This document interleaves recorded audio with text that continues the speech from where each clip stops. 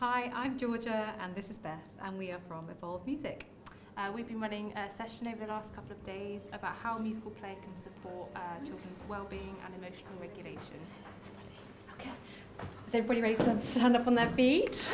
Sorry, I know you just had lunch, but we're going to be soon, so moving. Are you ready? Sing hello, hello, sing hello, hello, sing hello, hello, sing hello, hello.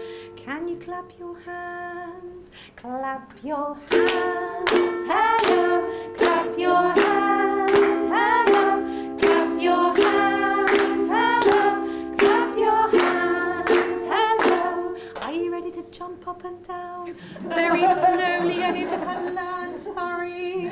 Jump up and down, hello, jump up and down, hello, jump up and down, hello, jump up and down, hello. And finally, do you want to just shake a little bit? Shake about, hello, shake about, hello, shake about, hello, shake about, hello.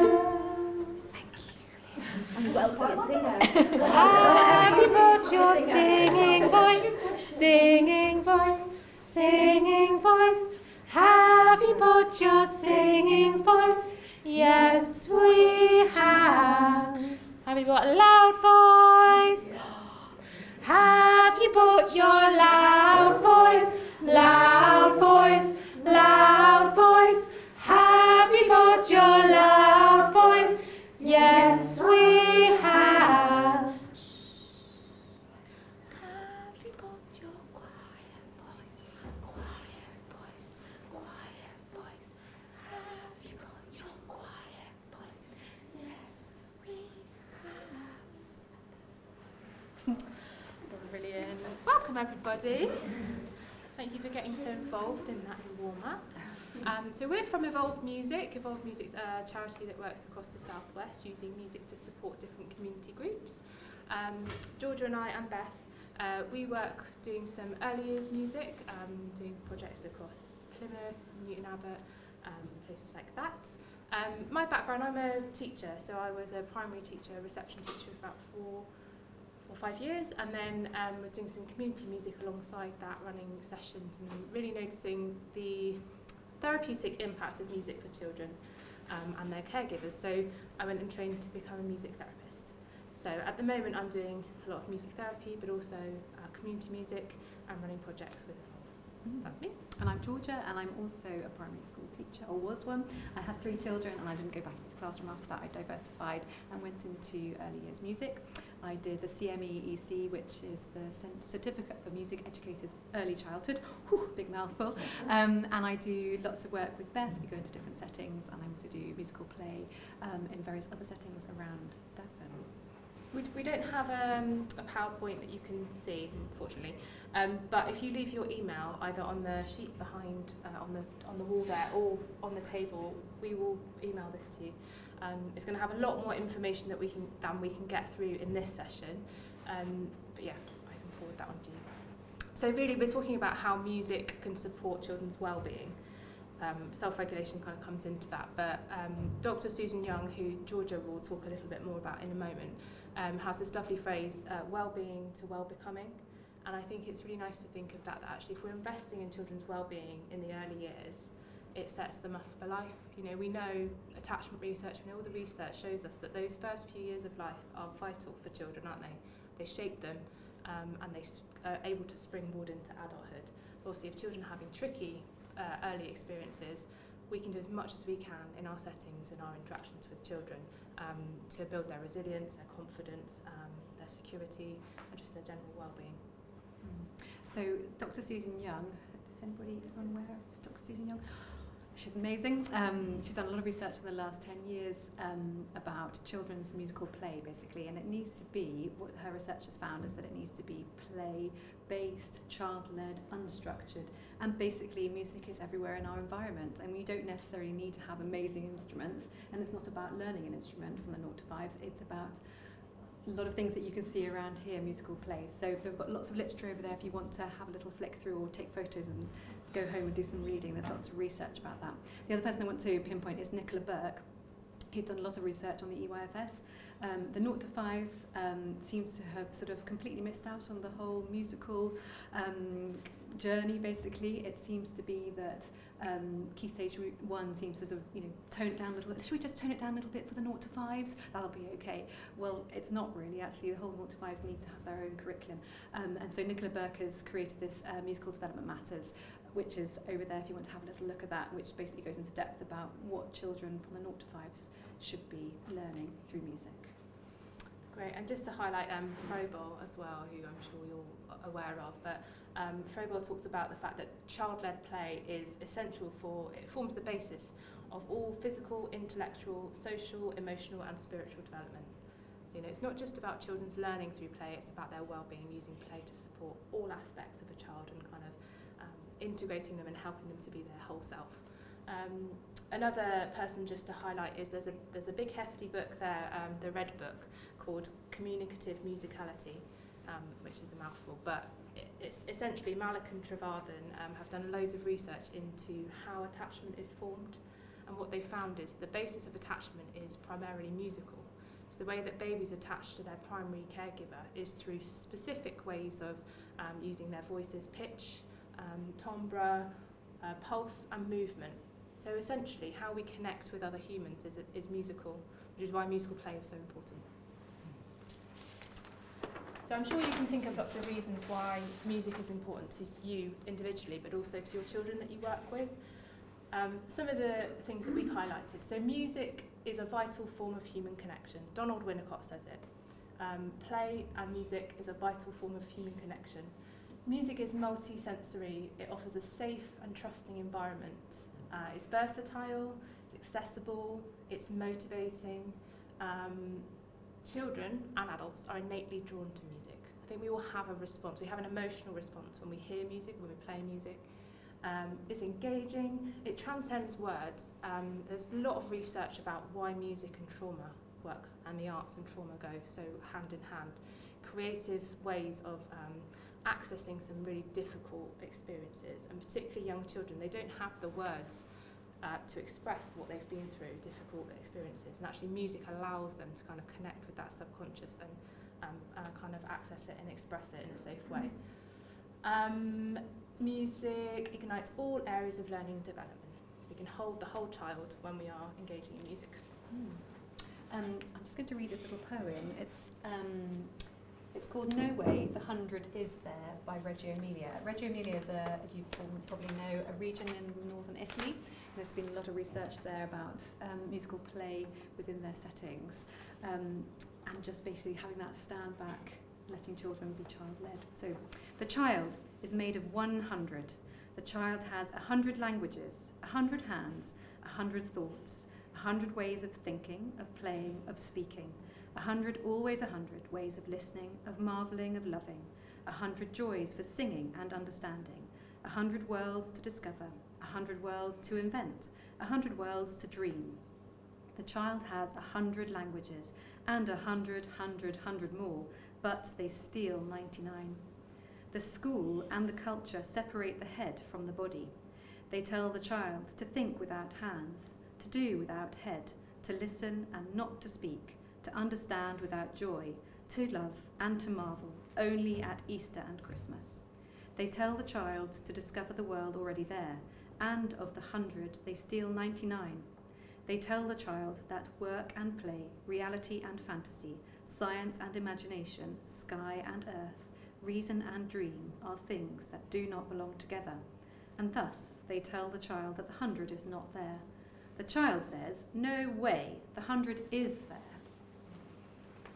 So it is poignant, and it's the way that we love to work, and that's why we love working with early years educators and practitioners, because I think we all get it. We all get that actually children, if we can support them to be unapologetically themselves and to kind of hold their whole selves and be in their play with them, it's really powerful. So provocations and invitations, another Reggio concept really. We love setting up musical play spaces, you can see dotted around the room. They're open-ended. There's no set way of playing instruments. There's no set way of engaging in music. It is free. And our job as adults is to just be in the moment as a play partner. And we'll talk a bit more about play partnering later. But it's time for us to get involved. So these musical play setups are for you to immerse yourself in, however you feel fit. So you could do it with a play partner, you could do it independently, but the whole idea is to do it non-verbally, which I know is very difficult as adults. You can vocalise, wee, wee, woo, whatever you like that, but try not to talk. Okay. When you are playing, just have a nice time for yourself. Just, have a little bit of fun, a bit of play, but also perhaps keep in mind any specific children that you work with specific needs, or just generally if there's children with kind of well-being challenges that you think actually this activity would work for them, or how you could adapt it to fit your specific setting. Are we ready? Go for it.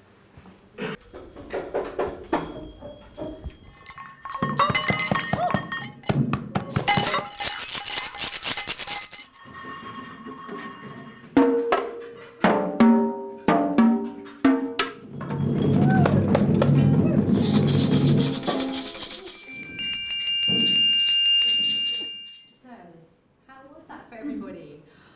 Fun. I remember the first time I did musical play with adults, it felt a bit strange because you're playing often with children, so it just feels a bit sort of unnatural. But how did it feel for you guys? Anybody want to share? It was hard not to talk. Yes. It is hard, isn't it? But especially if you're chatting. I found it really hard. What do you feel the benefit is for taking away those words? What might be the benefit?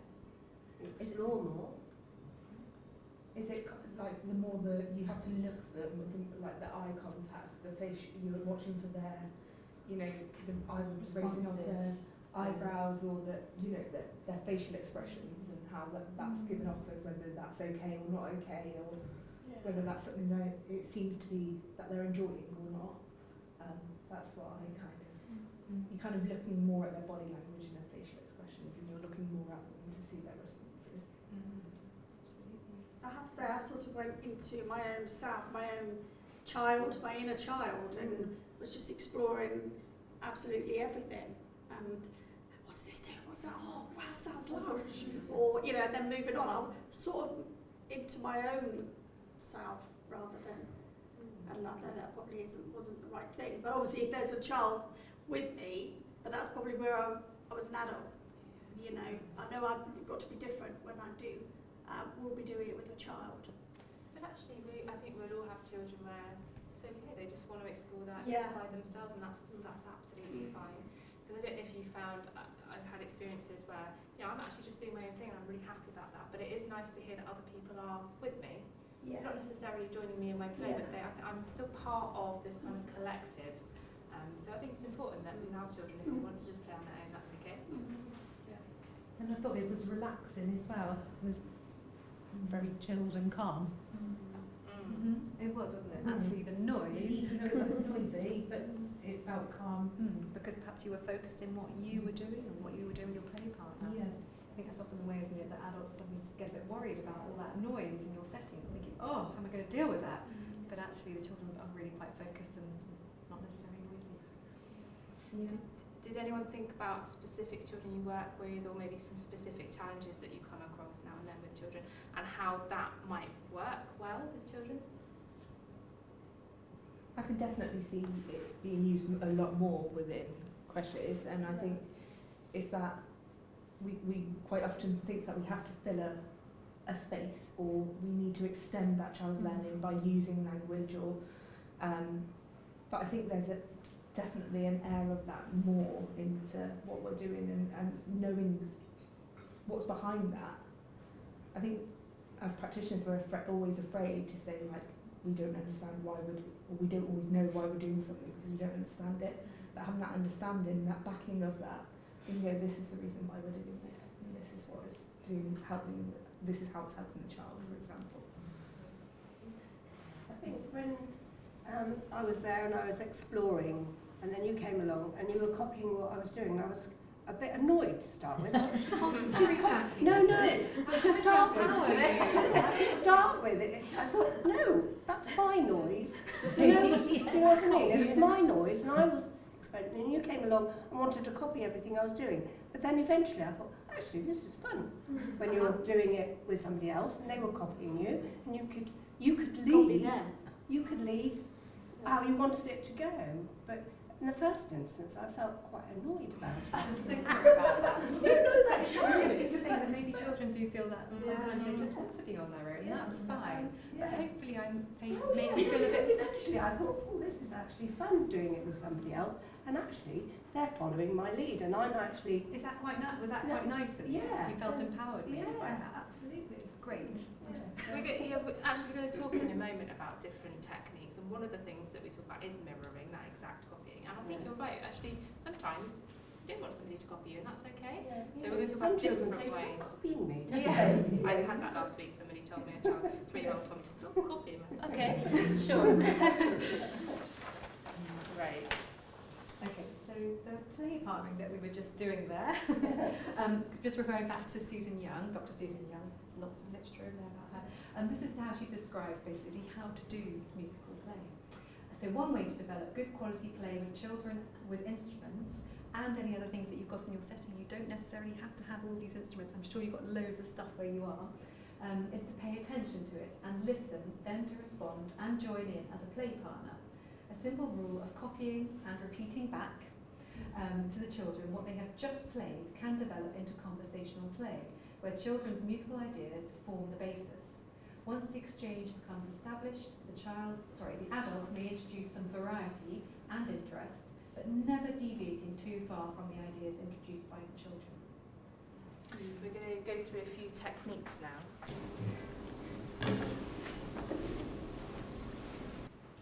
So, what Georgia was describing there was mirroring.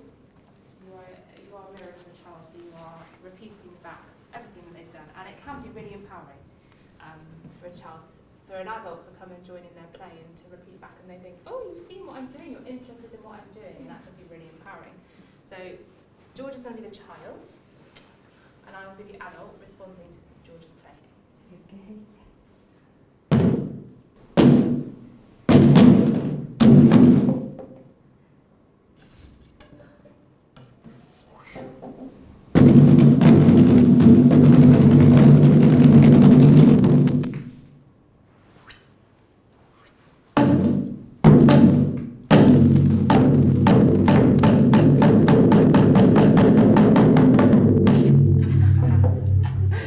Brilliant. So that's, I was trying to, as much as I possibly could, copy exactly what Georgia was doing. Some children love this, some children don't. It's too intense. You can also do mirroring where you're not directly opposite. That can sometimes feel a bit too much. So you could be alongside a child and just copying what they're doing without that kind of direct eye contact. That's okay. So for a child who might not love mirroring, matching might be something. So it's a bit like mirroring, where you are meeting them in their play and you're responding to what they're offering, but it's not a direct copy. So you're kind of reflecting something back that holds the same intensity and the same feeling as what they've just done, but it's not exact copy, it's slightly softer. We do it all the time with children, so if a child comes to you and they're crying, we wouldn't stand there and cry back at them, would we? That wouldn't be particularly nice experience for the child to be cried at. But what we do is we hold that, we understand how they're feeling, we hold that, and we feel the empathy, and we reflect it back in our face. So that kind of matching of intensity but not a direct is really helpful for empathy. Musically, if a child is dysregulated, having a hard time, lots of big emotions, maybe holding those emotions and bringing it to an instrument is a good way of kind of matching that intensity. So on a drum, you might do a repeated pattern that's just going to help bring that kind of intensity down. Whilst they are expressing everything that they need to, and you're just being that kind of holding, matching space. Another technique that we do, and I think you probably all do in your settings already and with children, is you hold, you contain, and you ground. So when a child's having a hard time, maybe emotionally dysregulated, we as adults metaphorically put our arms around them. We just hold everything that they have in that moment. And we can do that really beautifully through music as well. This is an example of, I worked with a child last year who had autism, aged 3, and she was very, very busy, so she spent a lot of her day seeking out lots of sensory input, but it was quite stressful for her. I think she's quite frantic. You know, you could see that her body was really, really busy. So with music, we were just trying to bring a little bit of calm, a bit of grounding. So she initiated this. She liked to lie across the gathering drum and feel the vibrations through the whole of her body. Georgia's going to be the child. She's not going to lie across the drum. Just rest your head. And the mum had suggested that Twinkle Twinkle was one of her favourite songs, so that was kind of a nice way of connecting with that child, a nice familiar song for her. And I would just hold in the moment using the drum. Twinkle, twinkle, little star, how I wonder what you are.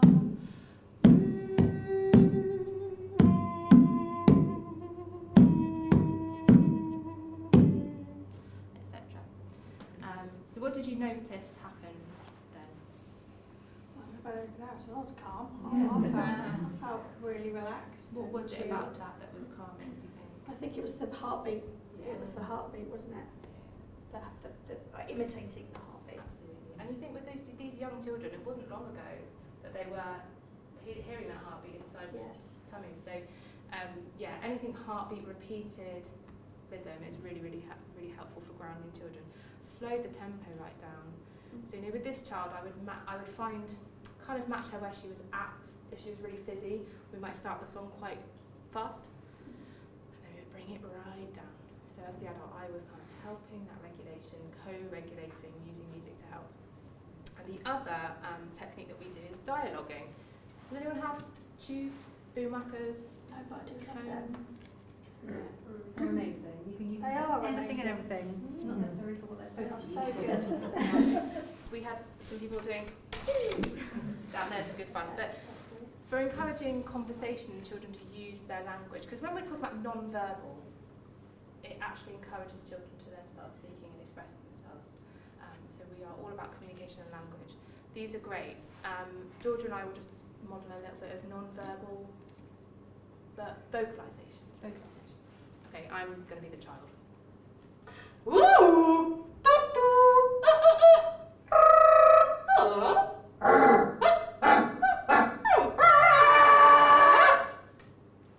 Okay, and this can go on for ages. We had this for like 10-15 minutes with children the other day. Give them something to talk through and make noises through, and it's amazing how expressive they can be actually. Cones, loo roll yeah. holders, doesn't matter what it is. It's a really, really good one for getting children to express themselves. Great. Could you all stand up, please?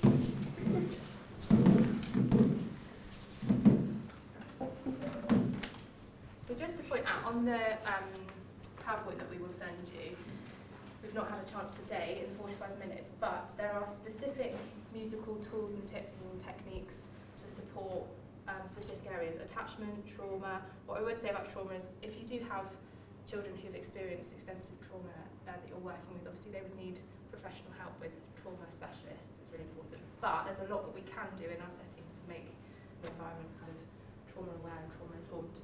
What else have we got? Some stuff about SEMH, big umbrella, isn't it? But scoops up quite a lot of children with various needs. Autism, communication and language. So there's lots of information there. You can do all really accessible, probably stuff that you're already doing, but it's sometimes nice just to be a bit mindful about what we're doing to support our children. Hold a hand up, hold a hand up, everyone, everyone. Then we can sing a song, then we can sing a song.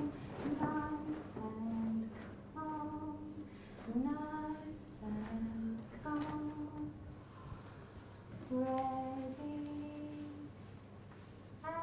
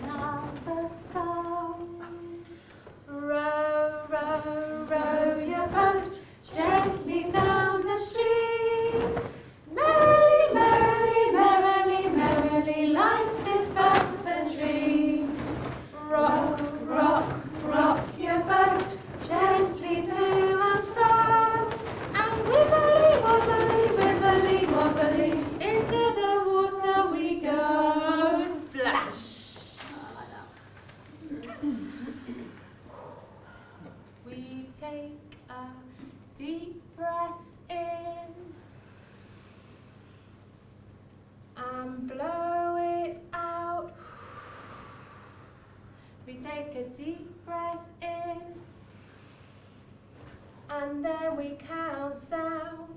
5, 4, 3, 2, 1. We take a deep breath in and blow it out. And then we shake it out. Just whilst we're standing with the parachute, can you think about how and why parachute might work really well for children who are facing kind of specific challenges? Gives them their own space. Yeah. Yeah. Makes them Focus. focus. Yeah, focus and attention. It's almost that containment, isn't it? It's that feeling of being wanted or being part of something with somebody else without having that physical touch. Absolutely, yes. Not too intense either. Something about standing side Yeah. next to people is much more holding than that direct opposite. Yeah, absolutely. Anything else? What were we doing? Move them. Yeah, movement. Pulse. Regular pulse. Get this sensory feedback. Some children don't like the parachute. I've worked with children with autism who actually this Too much. too much. It's too shaky. It's too much. So the lycra, the orange lycra over there with the holes in, offers an alternative. It's material and it's stretchy, so you still get the same sense without that. It's too unpredictable, isn't it? Yeah. For Yeah. children. Yeah. Some So autistic still children. try something else like a lycra.